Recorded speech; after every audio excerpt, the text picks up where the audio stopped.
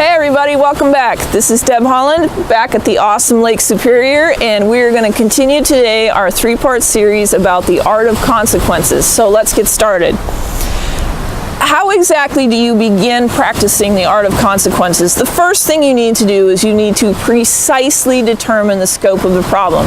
And this, as we've talked about in previous videos, is where you really need to practice your objectivity. You need to set aside any personal dislike you have of the person. You need to set aside any feelings that you have of wanting to get even with them or any sort of revengeful or vindictive thinking whatsoever.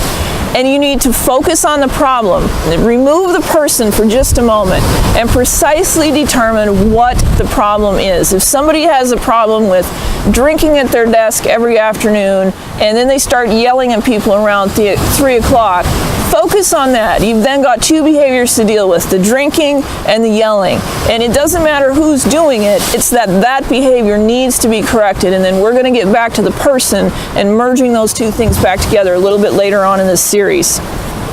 So what you want to do is you want to face the full truth. What is happening? And again, you need to be objective, you need to take a step back, and you need to say, okay, this is what reality actually is in this situation. And what you're looking for, not necessarily isolated incidents, although there's a caveat with that, and that's why I'm hesitating when I'm saying this, is because sometimes these days workplaces can become so volatile so quickly, and workplace violence can break out without much warning at all. You do need to look at isolated incidents, and I didn't used to teach that, but I do now. What you really need to be looking for, other than the really glaring isolated events that take place, is you need to look for patterns. That's what you're looking for, is patterns of behavior. So if you have somebody that screws up once, well, unless it's really significant, that could be any of us. But if you have someone who's screwing up in predictable ways again and again and again and again and again and again and again, and everybody's sick of it, that's something you need to intervene in. And again, that's your job as the leader.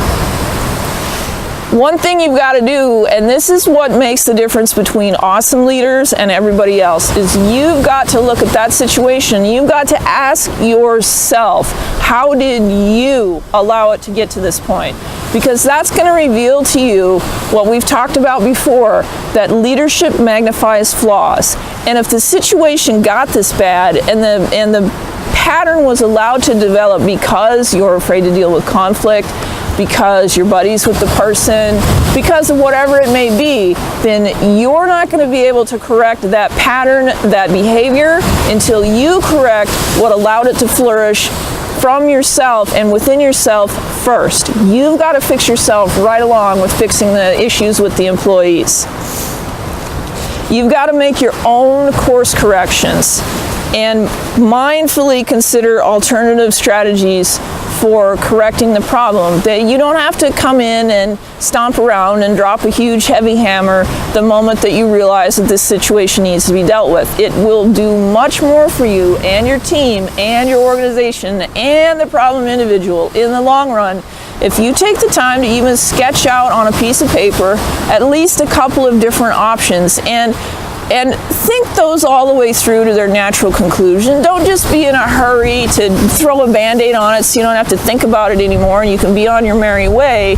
Actually think through, if you take X action, what is likely to flow from that down the line? And make sure that whatever action you choose is going to have the result that you want down the road. That is absolutely critical. Don't congratulate yourself for doing something real quick, because those things are rarely effective and often make the situation much worse.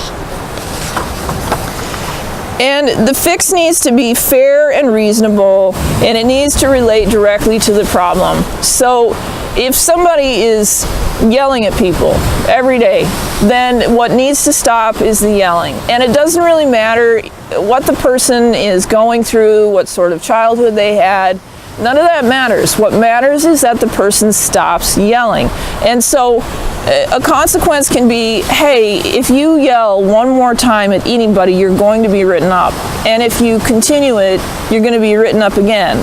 And then you're going to be suspended. And then you're going to be terminated. And then you have to be willing to follow through with those consequences. So that's just one example of correcting a really specific behavior with something that's fair and reasonable. You don't want to say to somebody, hey, you've been yelling at people for 6 months and I allowed it, but now you're fired, goodbye. That's excessive, that's extreme. And you also don't want to suspend somebody before you have told them what it is that you are doing, why you're doing it, what's expected, and what they need to correct. Now, if you want to offer them resources for dealing with whatever is driving this bad behavior in the work environment, that's fine. But that doesn't allow them to skate out of consequences. They still need to be held accountable for proper behavior no matter what, period. That's what the work environment is about. This is not adult daycare. These are work environments, and people need to act like professional adults.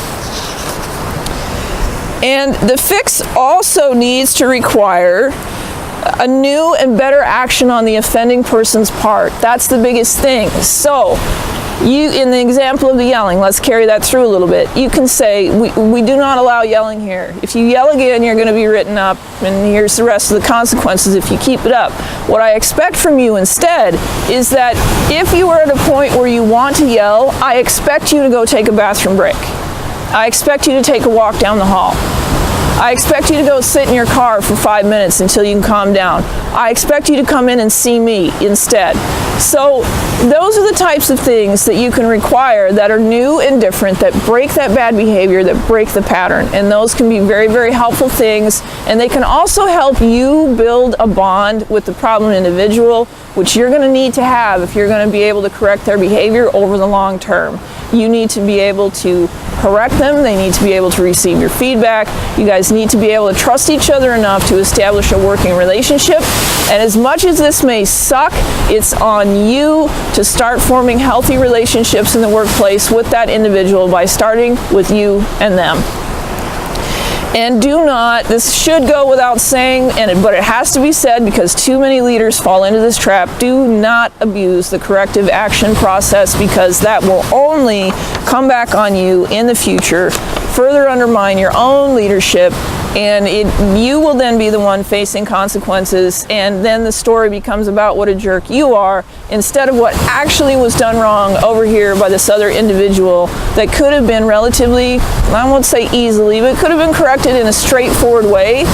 Instead of the focus staying where it should, you've now just grabbed the spotlight and shined it on yourself, and you don't want to do that.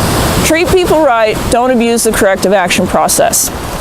All right, that's enough for today, folks. We're going to pick this up next week. Until then, come on over and join me on my website, debhollandlcsw.com. Link to my Facebook page from there. I look forward to seeing you. Take care. Have a great week. Thanks for joining me today.